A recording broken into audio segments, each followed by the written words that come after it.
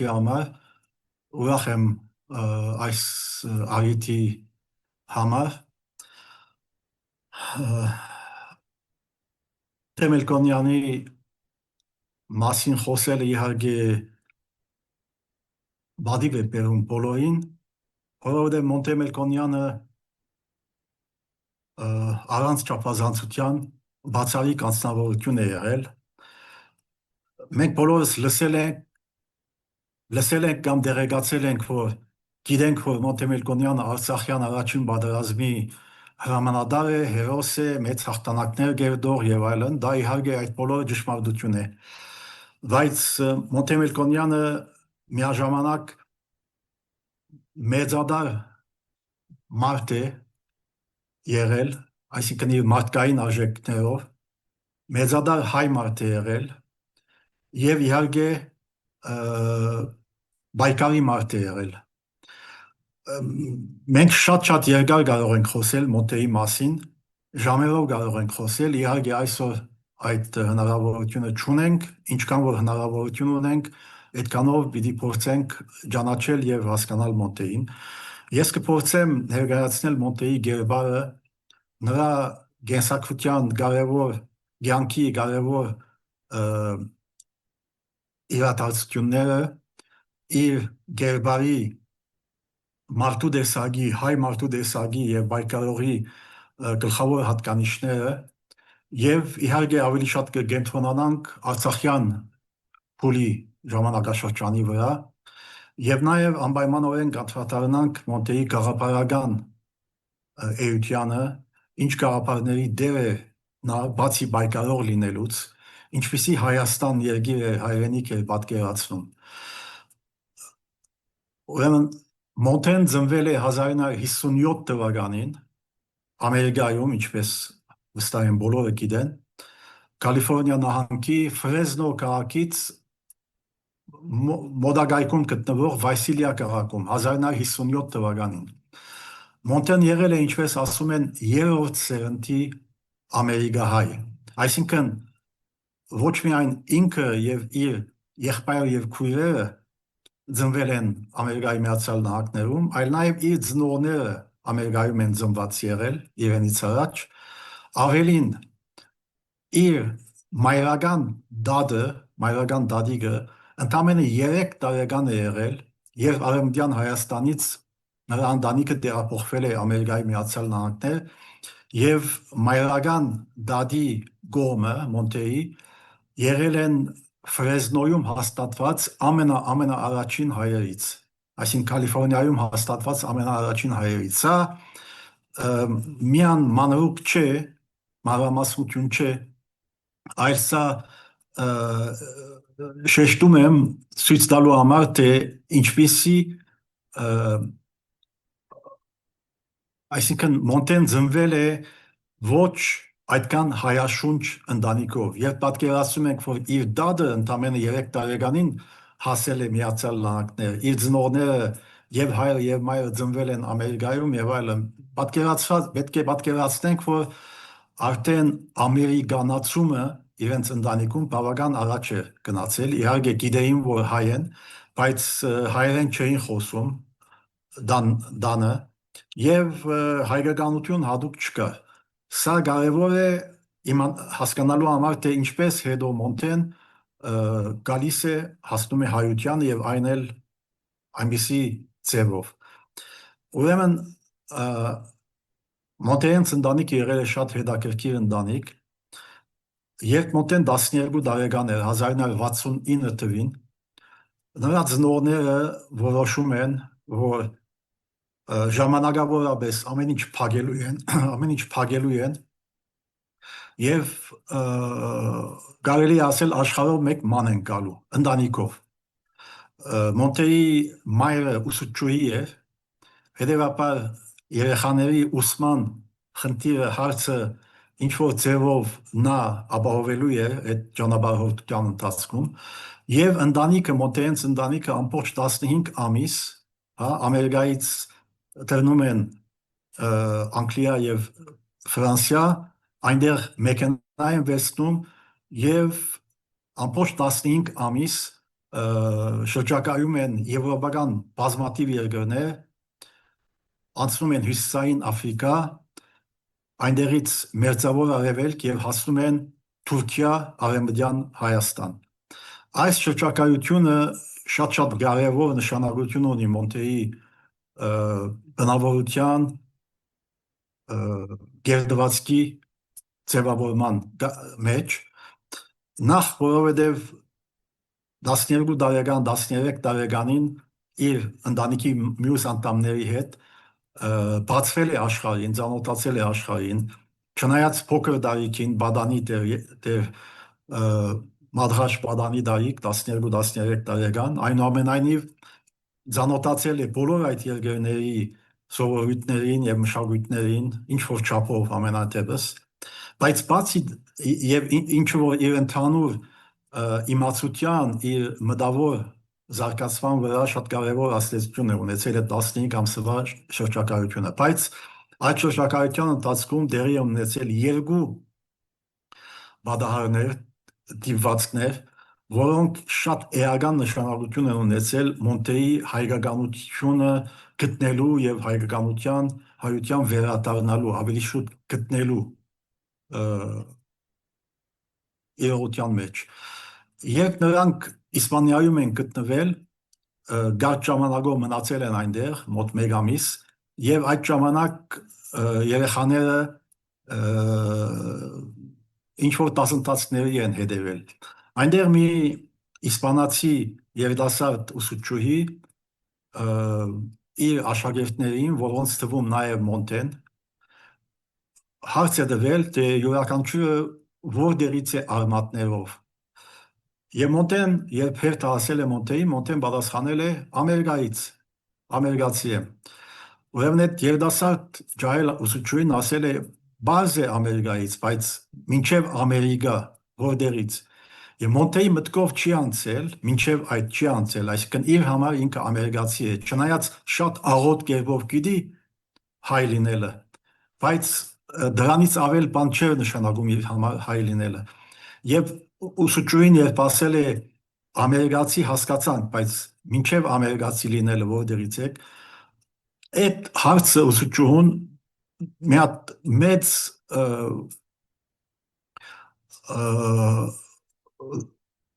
մտավոր ցնցում է եղել Մոնտեին, որ առաջի անգամ գիտակցել է, որ բացի ամերիկացի լինելուց ինքը ուրիշ բան է նաև։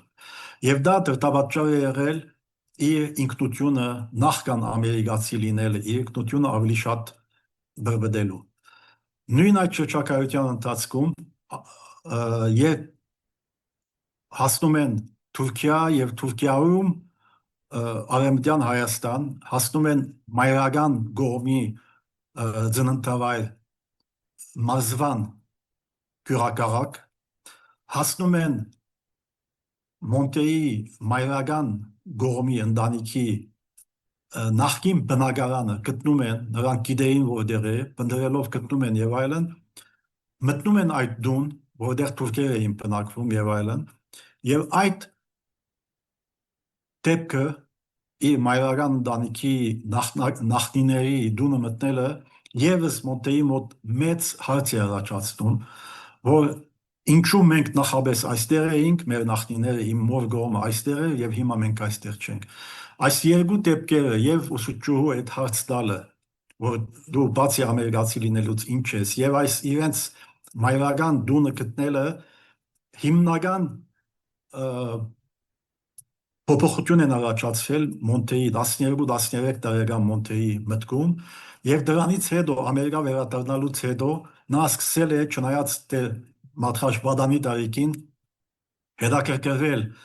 հայ ժողովրդի պատմությամբ, իր ինքնության եւ այլն։ Ուրեմն սա շատ կարևոր երկու դեպքերն են, որոնք իրեն ուղղել են դեպի հայկականություն։ 15 տարեկանին ինքը եղել է փայլուն աշակերտ։ 15 տարեկանին փայլուն աշակերտ լինելու հանգամանքից ելնելով Մոնտեն ուղարկվել է Ճապոնիա փոխանակման կարգով։ Ճապոնիայում մնացել է մեկ ամբողջ տարի։ Իդեպ սովորել է ճապոներեն, ծանոթացել է ճապոնական մշակույթին, նաև արևելյան մարտարվեստ է սովորել այնտեղ եւ այդ մեկ տարվա մոտավորապես ավարտին Ամերիկա վերադառնալուց առաջ մեկ ամիս կամ ավել շրջակայել է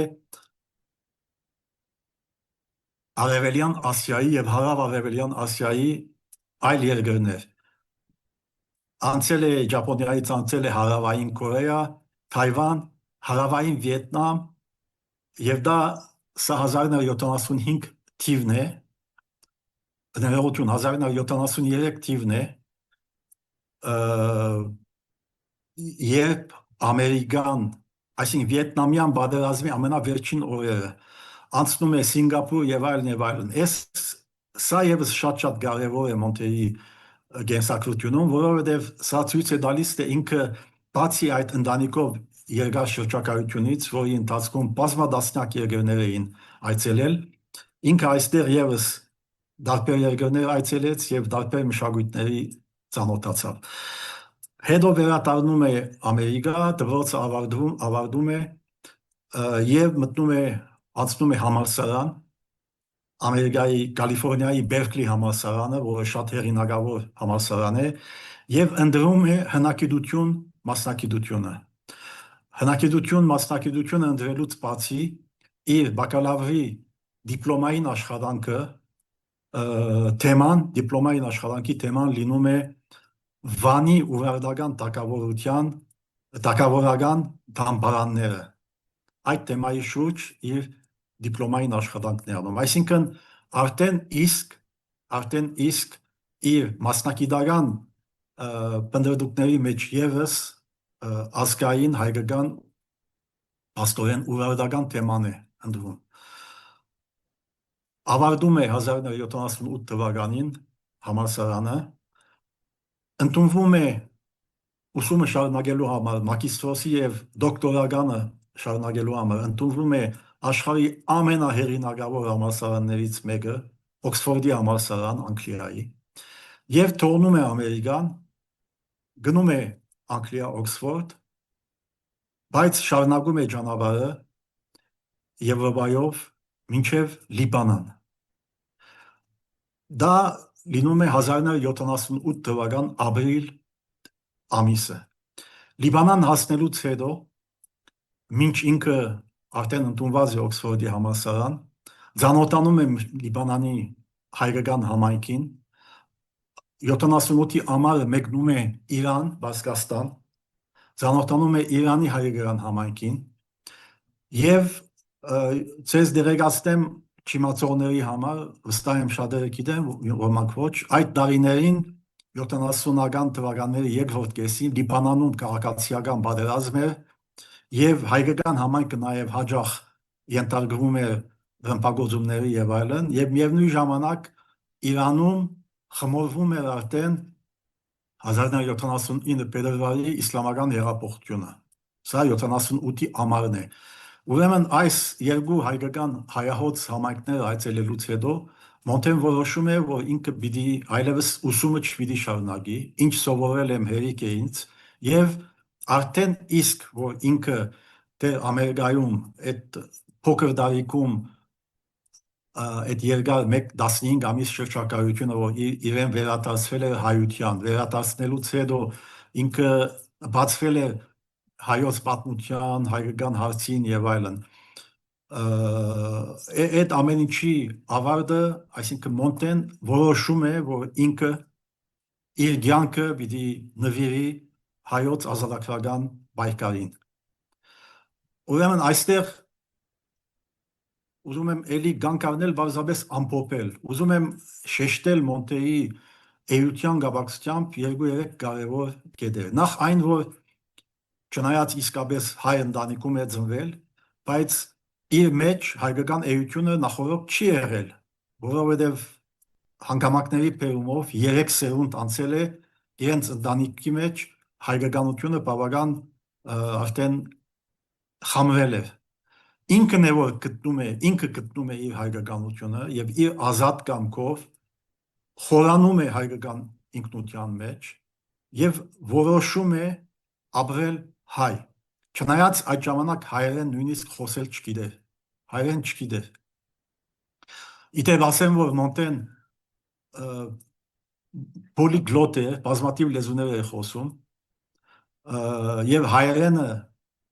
այդ իր սովորածներից վերջիններից է, որովհետեւ Լիբանան գնալուց հետո նոր սկսեց հայության մեջ ապրելու արդյունքում սովորեց հայերեն խոսել եւ գրել իհարկե։ Մինչ այդ ինքը գիտեր բարձր անգլերեն, իսպաներեն, ֆրանսերեն, ճապոներեն, իտալերեն մի քիչ էլ թուրքերեն, այսինքն մի քիչից ավել թուրքերեն գիտեր եւ մի քիչ էլ քուրդերեն։ 7-8 լեզու էր խոսում, որոնցից 4-5-ը համարյա գերազանց։ Ուրեմն վերադառնալով Մոնտեի գերբարին մինչև 1978 թվական ներառյալ, նա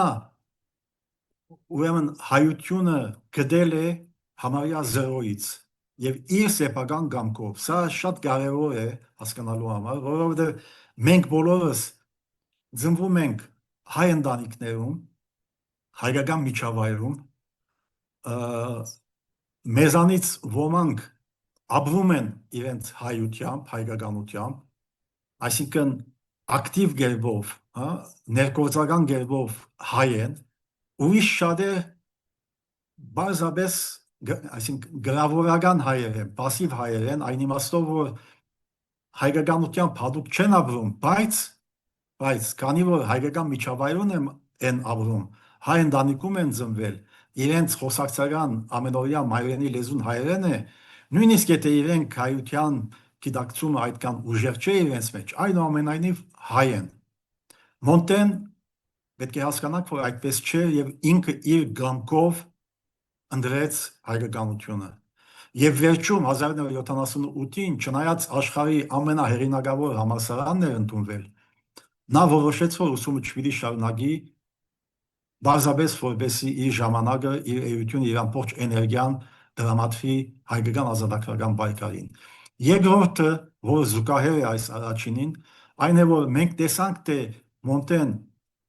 եւ 12-13 տարեկանին բազմադասնյակ երկրներ այցելել է, դրանից հետո այդ մեկ տարի Ճապոնիայում ապրել է, 5-6 արևելյան ասիական երկրներ այցելել է, դրանից բացի առիթ է ունեցել այցելել Հարավային Ամերիկայի մի քանի երկրներ, Բրազիլիա եւ այլն։ Մի խոսքով, երբ ինքը եկավ 78 թվականին Լիբանան, արդեն իր այդ 20 տարեկան, 28 տարեկան էր ինքը, 20 տարեկան եւ 6 տարեկան, արդեն 43 երկիր էր այցելած իր կյանքում։ Դա ինչի համար է կարևոր։ Կարևոր է այն իմաստով, որ բացի այն, որ ինքը բադանի տարիքին ճանաչեց հայությունը եւ իր կամքով որոշեց, որ ինքը հայ է եւ իր կյանքը նվիրելու է։ Գումարած դրան ինքը մեծ հնարավորություններ ուներ, քանի որ այդքան բազմադասնյակ մշակույթների էր ծանոթացել, շատ հեշտորեն կարող էր այդ մյուս մշակույթներից մեկն ու մեկի նկատմամբ ավելի շատ սեր ունենալ եւ գնալ այդ ուղղությամբ։ Ինքը ճանաչել է այդ բոլոր մշակույթները, գնահատել է այդ բոլոր մշակույթները, բայց ելի որոշել է, որ իր դերը, իր կյանքը հայությունն է, Հայաստանն է, Հայաստանի ազատագրումն է։ Ելի կամքի, գիտակցության, ինքնության մեծ արժեք է ներկայացնում սա։ Այս երկու կետերը իր որ սեփական կամքով հայությունը ընդրելու, ոչ միայն ապրելու, այլ նաև կյանքը նվիրելու եւ դա այնքան գիտակից ձևով անել, որ բազմադասնյակ մշակույթների միջից ինքը շատ հեշտությամբ կարող է գովել այդ մշակույթներից մեկի կամ մյուսի մեջ, բայց այդպես չի եղել։ Հիմա շարունակենք 78-ին Մոնտեն եկավ Լիբանան, 79-ին եւս գնաց Իրան, ծանոթացավ իրանահայ ընկերների եւ արդեն որոշել էր, որ պիտի մնա։ Ուրեմն 78-ին Լիբանանում հայկական տղամասերի պաշտպանության համար զենք վերցրեց, հայկական տղամասերը պաշտպանեց զենքով, համեստ կյանք վարեց իր ապրուստը ապահովելու համար եւ 1980 հետաքրքրվեց իհարկե այդ ժամանակ ասալան արդեն գոյություն ուներ թուրք դիվանագետների դեմ գործողությունները դերի ունենում եւ ինքը փնդրդուքի մեջ է 1980 թվականին միանում է Մոնտեն Հայաստանի ազգական հայկախտի բանակին ասալային շատ շուտ, շատ ակտիվ, շատ գործունյա դերակատարություն է, շատ գործոն դերակատարություն է ունենում ասալայի մեջ Ես կարող եմ ասել նաև իր պատճառով որակ է փոխվում ասալայի գործողությունների մեջ ցավոք ես ոչ ցանկություն ունեմ ոչ էլ ժամանակն է հետևյալի մասին ասել ասալայի ներսում ամեն ինչ չէ որ շատ հեզասա եւ սահուն եւ սիուն այդպես գեղեցիկ կերպով էր ընտանում խնդիրներ կային եւ այլն եւ Մոնտեն լինելով սկզբունքային մարդ, սկզբունքի գաղափարի մարդ, ի վերջո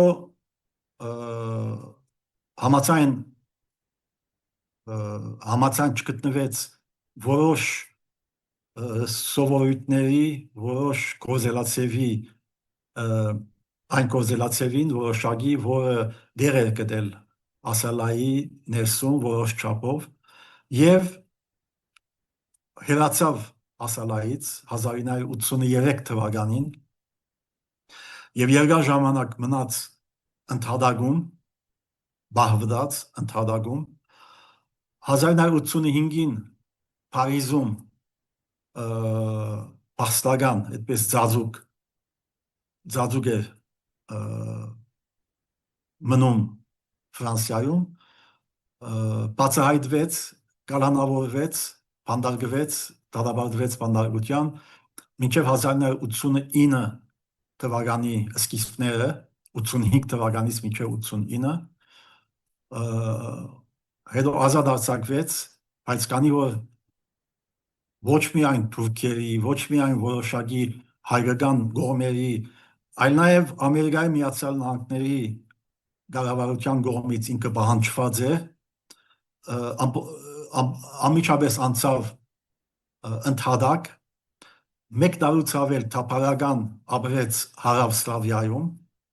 այն ժամանակ երբ սա լինում է արդեն 1989-90 թվականները երբ Խորհրդային Միությունը եւ ընդհանրապես արևելյան Եվրոպայի սոցիալիստական համարվող համագարկերը խալխլվում էին եւ մեկը մյուսի հետևից արդեն 1990 թվականին փուլ էին գալիս այդ խառնակ ժամանակներում փաստական մեկ տարի մնաց Հարավ-Սլավիայում մինչև որ 1990-ի աշնանը նրան հաջողվեց ձև գտնել գալ Հայաստան այդ ժամանակ դեռևս խորհրդային Հայաստան բայց արդեն 1990-ի ամառը կոմունիստական կուսակցությունը Հայաստանում գործեց իշխանությունը եւ իշխանության եկավ ՀՀՇ-ն Լևոն Տեր-Պետրոսյանի, Վասկեն Մանուկյանի եւ մյուսների գլխավորությամբ Ամիջապես Հայաստան գալուց հետո Մոնտեն երկու ուղղությամբ աշխատանք է դանում մեկը մտավոր աշխատանք Ակադեմիայի Հայաստանի գիտությունների ակադեմիայի պատմաբանների, ընկերաբանների, սոցիոլոգների հետ միասին իր նախաձեռնությամբ նախաձեռնում է Հայաստանը եւ հարևան ժողովուրդները թեմայով աշխատություններ պատրաստել գործնական նպատակով հասնելու համար հասկանալու համար Հայաստանի ներկա վիճակը, այսինքն այդ ժամանակվա 1990-ի ներկա վիճակը իր շրջապատում դերի ունեցող զարգացումների քաղաքական աշխարհակաղակական զարգացումների գործընթացի մեջ, հա որովհետեւ դրա հիման վրա հնարավոր լինի Հայաստանի բայկարի եւ պետության ձևավորման ռազմավարություն մշակել Զուգահեռաբար, քանի որ արդեն 1990-ին եւ Արցախում արդեն որոշակի պարտիզանական դերևս շատ թույլ գերբով դեպքեր դեղի էին ունենում եւ այդ ժամանակ Հայաստանի Հանրապետության եւ Ադրբեջանի Հանրապետության սահմաններում եւս լարվածություն էր, նա ձևավորում է ջոգատ, որը կոչվում է հայրենասիրական ջոգատ, եւ ցանկանում է գնալ անցնել Արցախ, բայց նրան թույլ չեն տալիս անցնել, որովհետեւ մտավախությունը իրեն թույլ չտվողներին, այսինքն այդ ժամանակվա իշխանությունների, այն էր, որ քանի ինքը ասալայից է եղել եւ բանդարգվելու պատճառով անունը հայտնի է, դեմքը հայտնի է եւ այլն, եթե ինքը անցնի Արցախ եւ ինչ որ պատճառով լինի դա ռուսների կամ ադրբեջանցիների կողմից բացահայտվի իր այնտեղ լինելը, դա հատկապես Ադրբեջանի կողմից եւ միգուցե այդ ժամանակ դեռևս 90 թվականին նաեւ ռուսների կողմից ներկայացվելու է, շահարկվելու է, ասելով, որ տեսեք, հայ տերորիստներն են Արցախում, Ղարաբաղում խնդիր առաջացնում, այլ ոչ թե ուրեմն այդ պատճառով իրեն չեն ուղարկում, բայց 1990-ի սեպտեմբերին իդեպ ինքը ուրեմն 1990-ի օգոստոսին ամուսնանում է իր վաղեմի ընկերուհի Սեդայի հետ եւ սեպտեմբերին իրեն հաջողվում է անցնել Արցախ, ավելի ճիշտ Շահումյանի շրջան, որովհետեւ շատ երկար ժամանակ չունենք, Շահումյան մնում է դա 1990 թվականի սեպտեմբերն է, սեպտեմբեր, հոկտեմբեր, նոյեմբեր, դեկտեմբեր վերադառնում է Երևան եւ ներողություն, դա շատ կներեք 91 թիվն է սա, 90-ի աշնան ինքը գալիս է Հայաստան, այդ ամուսնությունը, այդ ակադեմիայի հետ աշխատանքները եւ այլն Շահումյան 91 թիվն է։ 92 թվականի փետրվարին նշանակվում է Լեռնային Ղարաբաղի Մարտունու շրջանի հրամանատար։ Ուրեմն չիմացողներին համար, եթե բոլորը իմանում են ներող կլինեք, բայց չիմացողներին համար ասեմ, որ այդ ժամանակ Լեռնային Ղարաբաղի ինքնավար մարզը սովետական հասկացողությամբ ամբողջությամբ շրջապատված է Ադրբեջանով, ինքը մոտավորապես 4400 քառակուսի կիլոմետր եւ բաղկացած է 5 շրջաններից. Մարտակերտ, Ասկերան, Շուշի, Հադրութ եւ Մարտունի, այս 5 շրջաններից։ Լեռնային Ղարաբաղի սահմաններից դուրս, այսինքն վարչական սահմաններից դուրս, բայց իրականում Ղարաբաղի Արցախի մաս կազմող հյուսիսում կար նաեւ Շահումյանի շրջանը, որը հայերով բնակեցված էր եւ հայկական զինված ուժերը այնտեղ իշխում էին։ Ուրեմն Մոնտեն նշանակվում է այդ 5 գումարած 1 շրջաններից մեկի Մարտունու շրջանի հրամանատար։ Այդ ժամանակ Մարտունին ոչ կազմակերպված շրջաններից մեկն էր Ղարաբաղի, Արցախի։ Սա հիշեցնում եմ 92 թվականի փետրվարն է։ 92 թվականի մայիսի 8-ին բոլորս պետք է իմանանք, դեղի է ունենում Շուշիի ազատագրումը։ Շուշին գտնվում է Լեռնային Ղարաբաղի ինքնավար մարզում, Շուշիի շրջանի կենտրոնն էր, բայց բնակեցված է ադրբեջանցիներով, հայերը ամբողջությամբ դուրս էին եկել եւ իրականում ադրբեջանցի բնակչություն էլ չկար այնտեղ, միայն զինվածներ էին։ Ուրեմն հայկական ուժերը ազատագրում են Շուշին եւ Շուշին ազատագրելուց կալ ժամանակ հետո, ընդամենը օրեր հետո բացվում է Լեռնային Ղարաբաղի եւ Հայաստանի Հանրապետության միջև Լաչինի միջանցքը։ Այսինքն մինչև այդ Հայաստանի Հանրապետության եւ Լեռնային Ղարաբաղի ինքնավար մարզի միջև աշխարհակրական ցամաքային գապ չկա։ Գաբը միայն օտային էր։ 92 թվականի մայիսին հայկական ուժերը Շուշին ազատագրելուց հետո բացում են այդ ճանապարհը եւ նաեւ ցամաքային միջանցք է ստեղծվում Արցախի եւ մնացյալ Հայաստանի Հանրապետության միջև։ Սրանք իհարկե հսկայական հաղթանակներ էին, մեծագույն հաղթանակներ էին, բայց ցավոք երևի թե սրանից հետո մի քիչ էյֆորիան ուժերը կամ այլ պատճառներ եւս կային, ընդամենը հաջորդ ամիսը, այսինքն 1992-ի հունիսին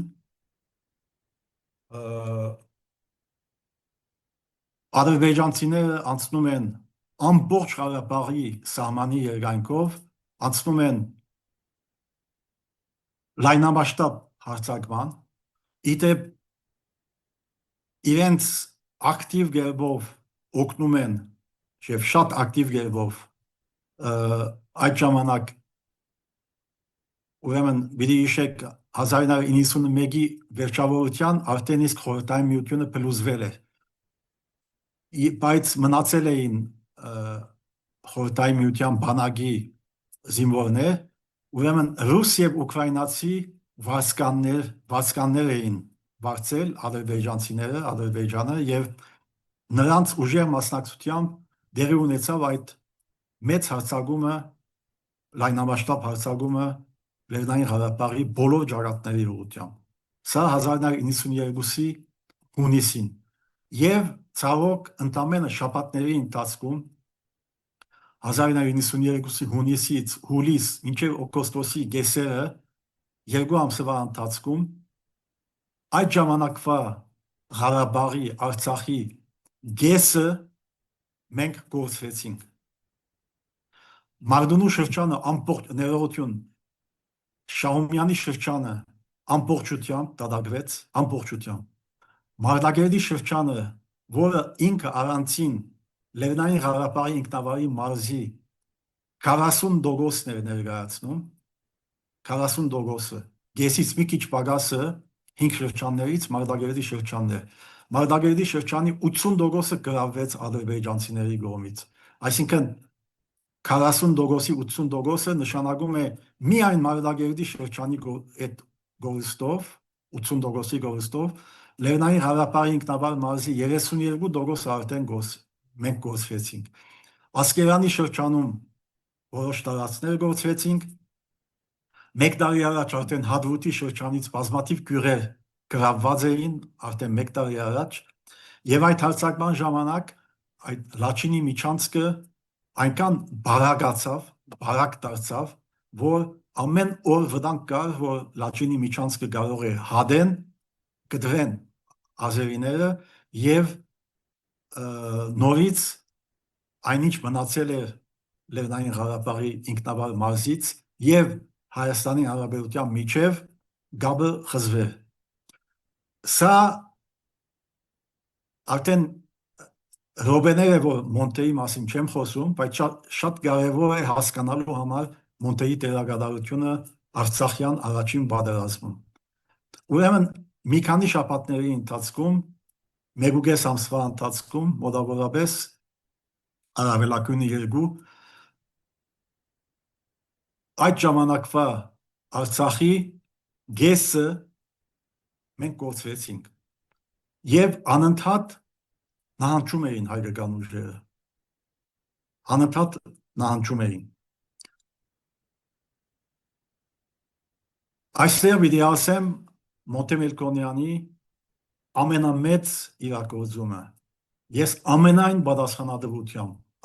պատասխանատվությամբ, խղճի հանգստությամբ ասում եմ, որ 1992-ի ամռանը մենք հայերս պատերազմը չգործվեցինք, այսինքն Արցախը դեռ այդ ժամանակ չգործվեցինք շնորհիվ Մոնտե Մելքոնյանի։ Ինչու՞։ Որովհետև ինչպես ասացի, բոլոր շրջանների բոլոր ճակատների վրա հայկական ուժերը նահանջում էին։ Մենք տարածք էին կորցնում, փախստականներ, գաղթականներ եւ երրորդ չորրորդ անգամ լինելով ասում եմ այդ ժամանակվա Ղարաբաղի գեսը մենք կորցրեցինք։ Չկա շրջան, մենք ասացինք 5 շրջան գումարած Շահումյանը, գումարած նոր բացված Լաչինի միջանցքը։ Շահումյանը ամբողջությամբ կորցրեցինք, մյուս 5 շրջաններից 4-ում Լեռնային Ղարաբաղի 5 շրջաններից 4-ում մենք նահանջում էինք, Լաչինի միջանցքը շատ նեղացել է եւ ամեն օր վտանգ կար, ընդամեն ամբողջ Ղարաբաղում այդ ժամանակվա Արցախում մեկ շրջան կա, որ 1 սանտիմետր քառակուսի դարածք չդվեց թշնամուն։ Դա Մարդունու շրջանն է, որտեղ հրամանատարը Մոնտեն էր։ Եվ ինչու, որովհետև երբ Մոնտեն 92-ի փետրվարին նշանակվեց Մարդունու շրջանի հրամանատար, ես ասացի, որ Մարդունին ամենաանգազմագերբ շրջաններից մեկն էր Արցախի։ Բայց վերջում եղավ միակը, որ ոչ միայն ինքը դարածք չկորցրեց, այլ ջախջախեց թշնամու ռազմական մեջքը։ Փետրվարից մինչև հունիս ամիսը 92 թվականի, այսինքն ադրբեջանական այդ լայնածավալ հարձակումը,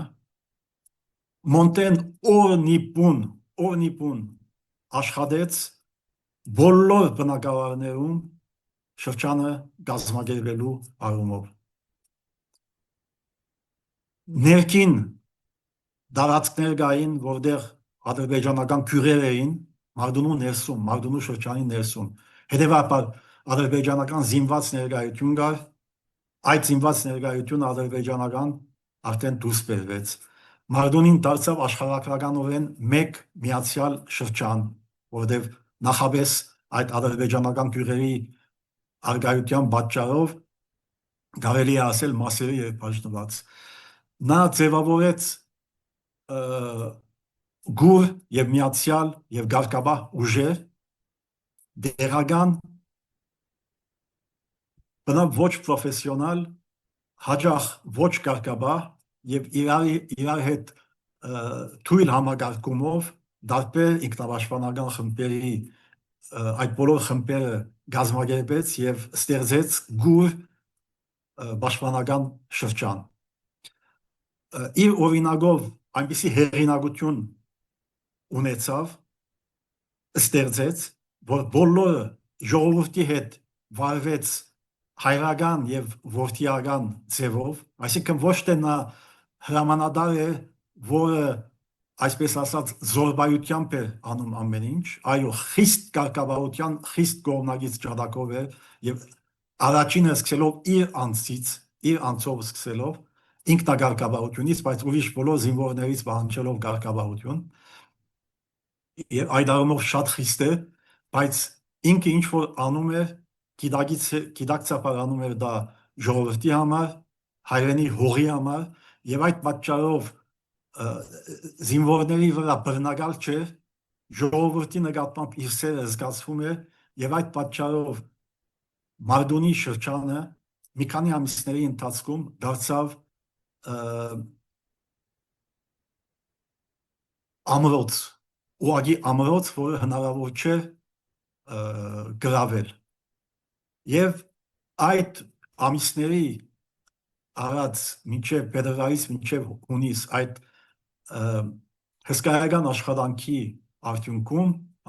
գիշերները 4-5 ժամից ավել չէր կնում այդ ամիսներ շարունակ։ Երբ որ ադրբեջանական այդ լայնածավալ հարձակումը սկսվեց, Մարդունին արդեն անալիք ամրոց էր։ Եվ դուք պատկերացրեք, եթե Մարդունին մյուս բոլոր շրջանների նման 1992-ի ամառը էլի դարածք դար թուրքերին, ադրբեջանցիներին, եւ մենք նահանջեինք, դա նշանակելու է Արցախի ամբողջությամբ վերջը, ավարտը, այդ ժամանակ։ Պատերազմի գորուստ եւ Արցախի ավարտ, այնպես ինչպես ցավոք եղավ 2020 եւ 2023 թվականներին։ Եթե դա չեղավ, դա եղավ շնորհիվ Մարտունու պաշտպանական ուժերին, եւ Մարտունու պաշտպանական ուժերը հասան այդ վիճակին շնորհիվ Մոնտեի։ Եվ ոչ միայն ադրբեջանցիները ոչ միայն 1 սանտիմետր կարագուսի չկարողացան առնել Մարտունու շրջաններից, այլ առանց չափազանցության 1000-ից ավելի զոհեր տվեցին, հարյուրավոր թանկեր եւ այլ ռազմական տեխնիկա գործվեցին եւ լսեք այդ ամառվա ընթացքում Մարտունու պաշտպանական ուժերը հագարագործից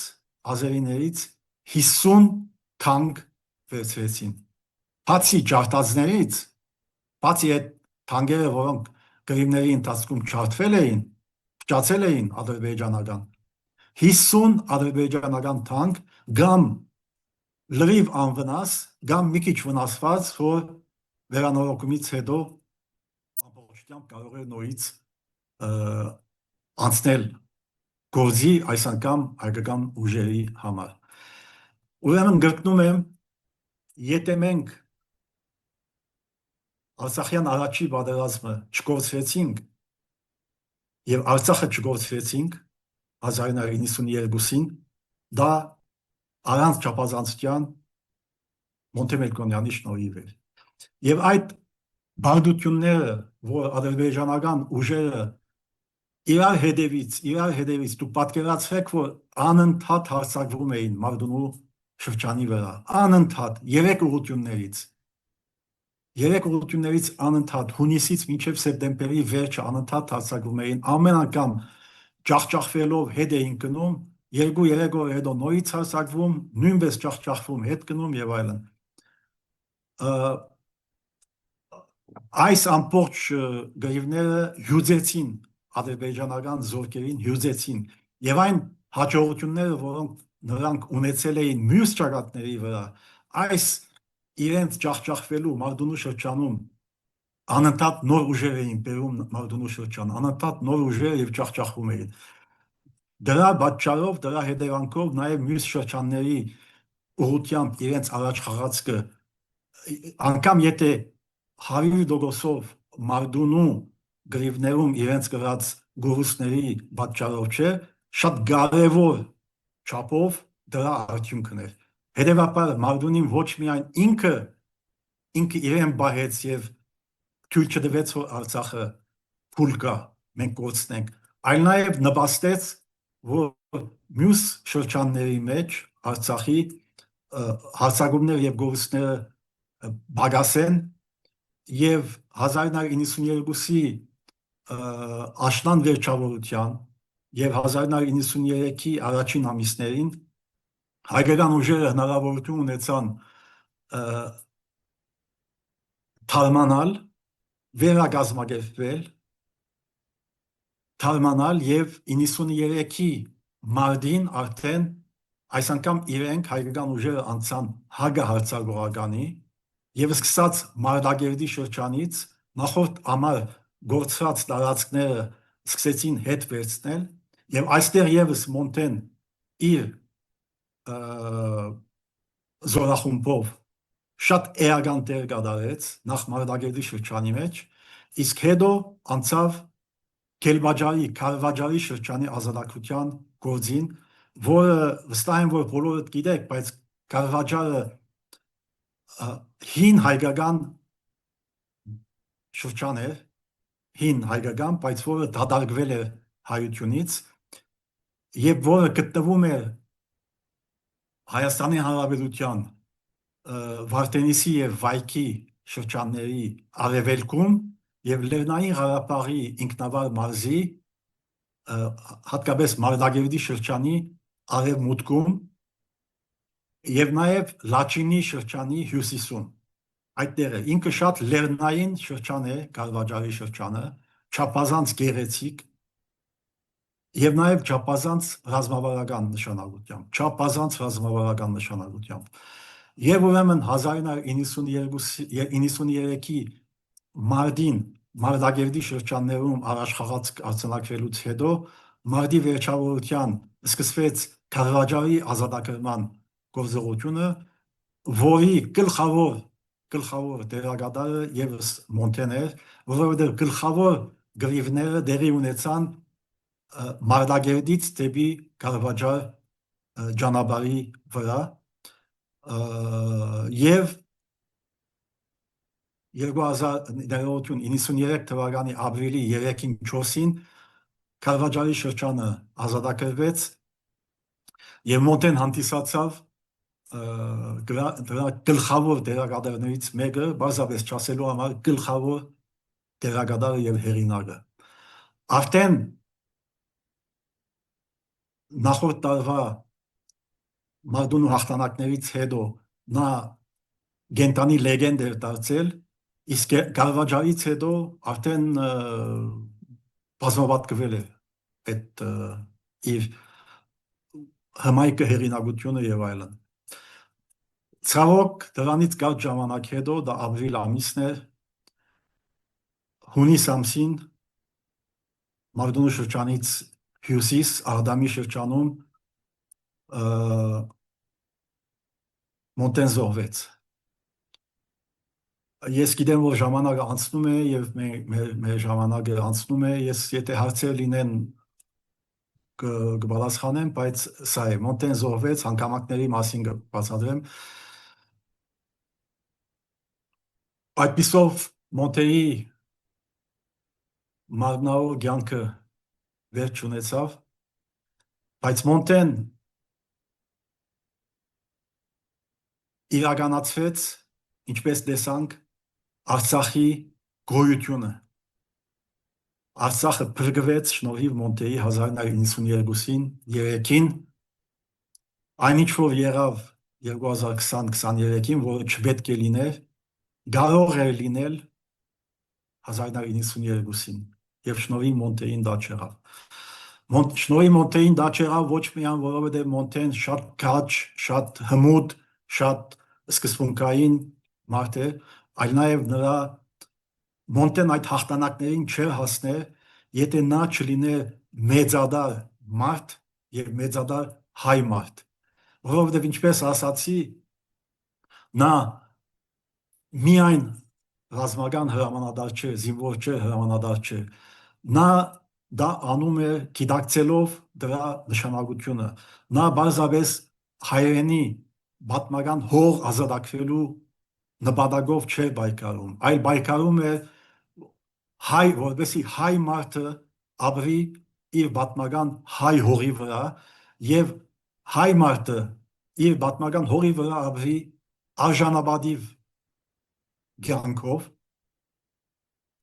բադվով, արժանապատվությամբ, արտարության մեջ, հավասարության մեջ, ազատության մեջ, հետևաբար իր նպատակը հայ ժողովրդի ազատ ինքնորոշումը եւ գենսակոզնեությունը ապահովելն է իր պատմական հայրենիքի վրա, այլ ոչ թե միայն ինչ որ դեղ թշնամուն բարդության մատնել եւ հող ազատագրել եւ այլն։ Հողի ազատագրումը իհարկե կա, բայց հողի ազատագրումը դրա համար է, որ հայ մարդը, հայ ժողովուրդը, հայ հավաքականությունը իր հայրենի հողի վրա արժանավայել կյանքով ապրի, ինքը իրեն իրացնի որպես հայ, որպես մարդ, որպես ժողովուրդ եւ ազգ։ Եվ եթե Մոնտեն այդ գաղափարական մոտեցումը ունեցած չլիներ, նա չէր կարողանալու, ոչ թե չէր կարողանալու, չէր ստացվելու Մարտունի շրջանը դարձնել այն անարիք ամրոցը, որը նրան հաջողվեց դա անել։ Ես ընդամենը մեկ բան ասեմ, Մարտունու շրջանի եւ զինվորները, ճախճախիչ մեծամասնությունը եւ բնակչությունը չեմ չափազանցում ճաշտում էին Մոնտեին իր գենտանության ժամանակ, գենտանությունից հետո իհարկե, բայց այստեղ ասում եմ գենտանության ժամանակ իր գերբարի պատճառով իր այդ ազնիվ, իր այդ գաղափարական, սկզբունքային, արտարամիտ, հավասարամիտ, ազատ, բարի ազնիվ իմաստով ազատամիտ, այսինքն ժողովրդի եւ մարդու ազատության համար պայքարող, արժանապատվության համար այդ բոլոր արժեքները իր ամենօրյա կյանքով նա ոչ թե ցույց է տալիս, ցույց տալու նպատակով, ինքը այդպես ապրում է, այդ սկզբունքներով է շփվում մարդկանց հետ եւ մարդիկ զգում էին դա եւ այդ պատճառով գայացավ այդ սերն ու կուրկուրանքն ու պաշտամունքը նրա եւ ժողովրդի եւ զինվորների կողմից ընդունվելը իրենց հարազատ որպես ընդունելը առանց որի շատ դժվար պիտի լիներ այդ հաղթանակները դանելը Մարդունու շրջանում սկսելու համար եւ պատահական չէ որ Մարդունու մեգից ավելի դադիկներ Մոնտեին ասում էին սուրբ տղա իր մաքրության, իր նվիրումի, իր այդ ամեն ինչի պատճառով սա է ուրեմն Մոնտեի մարդկային արժեքը եւ ես ամենասկիզբը ասացի Մոնտեն ոչ միայն Արցախի եւ Հայաստանի հերոս է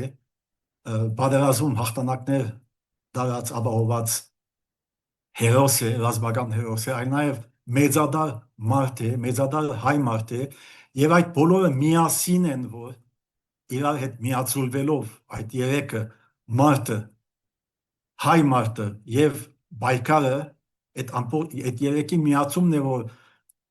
խդացումն է Մոնտեն եւ իր ամբողջ կյանքը այդպեսին է եղել Մոնտեն միշտ այդպես է եղել կարելի է ասել որ Արցախյան ազատամարտը արիտ է հնարավորություն է որ իր գարողունակությունը իր պոտենցիալը իր ներքին այդ հարստությունը ամբողջությամբ նա կարողանա դրսևորել որովհետեւ կյանքում միշտ չէ որ արիթը ներկայանում է որովհետեւ նման մարդիկ կարողանան իրենց դրսևորել Արցախյան պայքարը դարձավ այդ միջավայրը եւ այնտեղ Մոնտեն ինքը իրեն դրսևորեց եւ ինքը իրեն գերազանցեց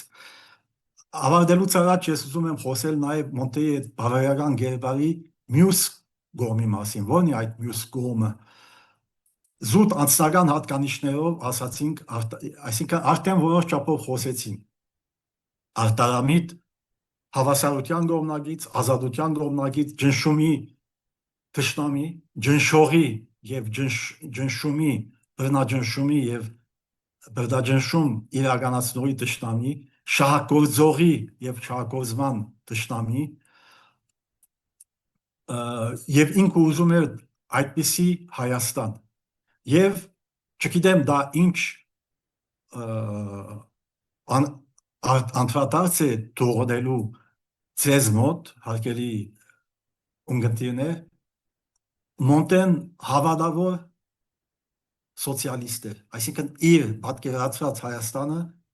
սոցիալիստական Հայաստանն է սոցիալիստական չի նշանակում սովետական կամ ինքը ոչ կոմունիստական գուսակցության անդամ է ոչ էլ բայց սոցիալիզմը գիտեք սոցիալիզմը ի սկզբանե որպես գաղափարախոսություն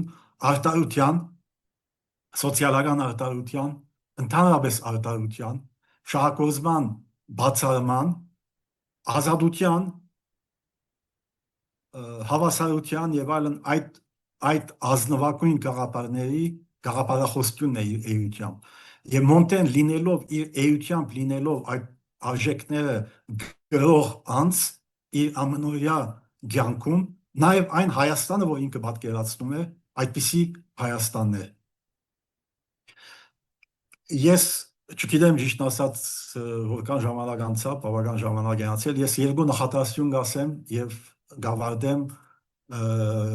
եւ սիրով կպատասխանեմ հարցերի եթե լինեն այդպիսի հարցեր ես ամենասկիզբը ասացի Մոնտեն բացառիկ անձնավորություն էր բացառիկ նշանակում է այսինքն հազվագյուտ ամեն օր չենք հանդիպում մենք Մոնտեի նման մարդկանց եւ իսկապես այդպիսին է դա խոսք չի իսկապես այդպիսին է հետեւաբար հեշտ չէ Մոնտե Մոնտեի նման լինել։ Քանի որ ինքը բացառիկ է, ինքը արտասովոր անձնավորություն է։ Բայց դա չի նշանակում, որ եթե բացառիկ է, եթե արտասովոր է, չի նշանակում, որ ուրեմն մենք պիտի ասենք, որ լավ, ինքը բացառիկ է, մենք չենք կարող իրեն հասնել։ Այո, չենք կարող հասնել, չենք կարող հասնել։ Բայց ինքը մեզ ցույց է տալիս, որ ինչպես պետք է ապրի մարդը, նախ մարդ արարածը, ազնիվ, բարոյական, արդար եւ այլն եւ այլն։ Ինչպես պետք է ապրի էթնիկական պատկանելություն ունեցող մարդը, որը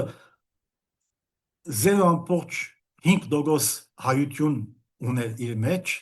պատկերավոր եմ ասում, ինքը իրմով որոշեց, որ ոչ թե որոշեց, գտավ իր հայությունը, այսինքն ինչպես պետք է ապրի մարդ, պետք է ապրի որպես ազնիվ, բարոյական, արդար մարդ։ Ինչպես պետք է ապրի մարդ, պետք է ապրի էթնիկական ինքնությունը ընդունող, ճանաչող, ընդունող եւ դրան արժեք տվող եւ դրան դրական արժեք տվող, այսինքն էթնիկական ինքնությունը եւ ազգային իրավունքները ելի արդարության, ազատության եւ բոլոր այդ արժեքների համատեքստում, այլ ոչ թե անարտարության եւ այլն եւ այլն։ Ներքին արդարության, նաեւ այլ ժողովուրդների նկատմամբ արդարության, բայց պայմանով որ կոսեփական